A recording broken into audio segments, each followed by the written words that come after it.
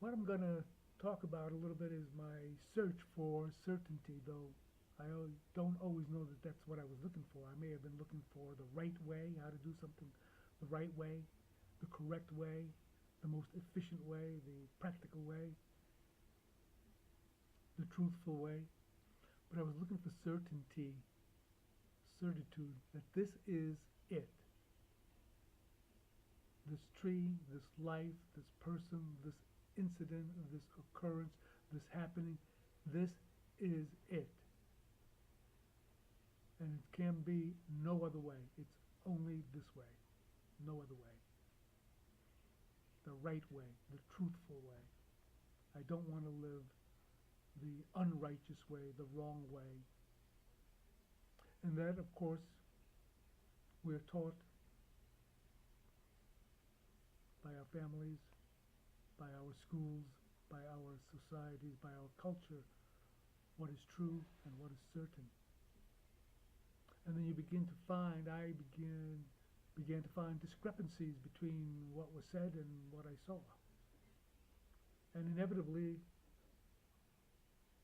people would say, what is measurable? What is quantifiable?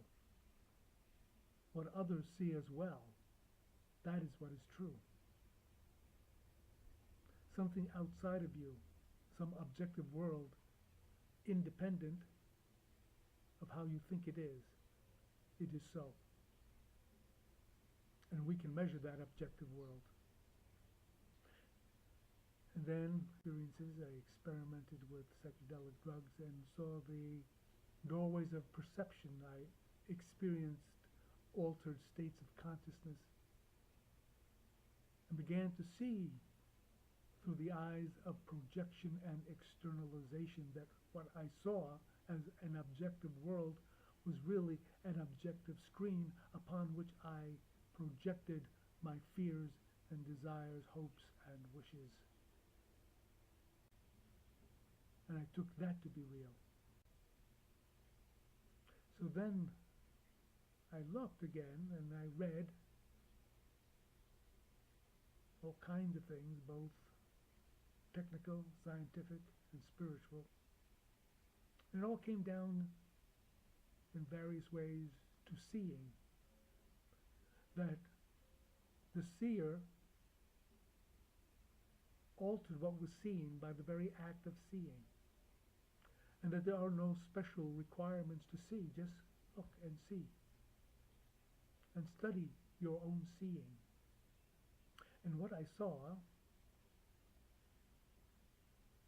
is that there is an objective blank world out there, neutral, and I assign it valuation.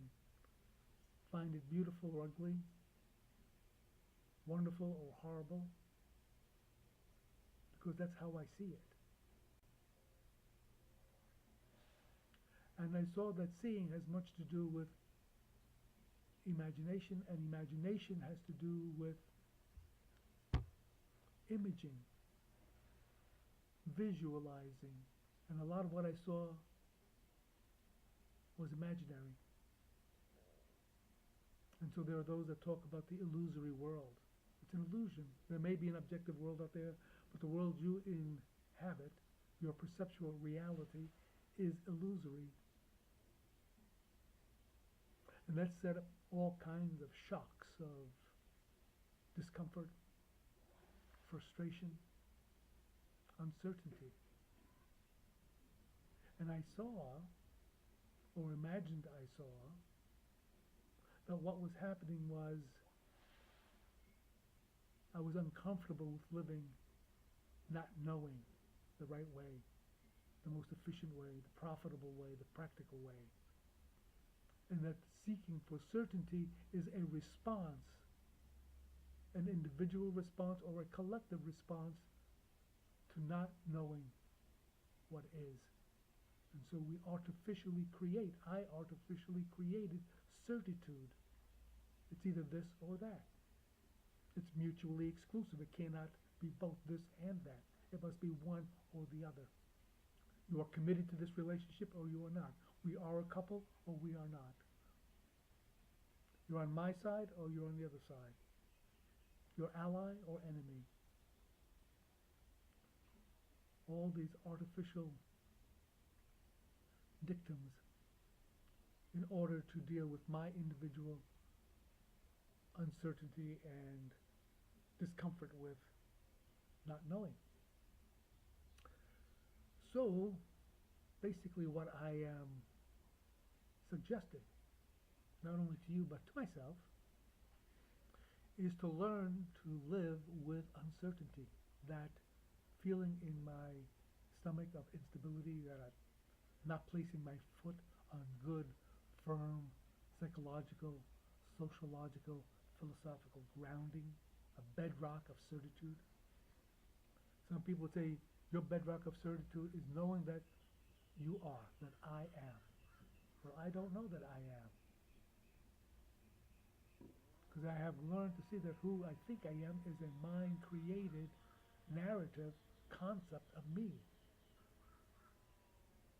And what I am, in some sense, is temporarily manifested as this form right here, temporarily manifesting as Tony, but that in reality, ho ho ho, I am formless awareness, awakening to my formless nature through this body of mine, which is not my body at all. So learn to live is my new mantra with uncertainty, with not knowing mind. Don't assume, don't speculate, don't interpret, don't translate for a moment, and see how that is. Hey, welcome to the journey.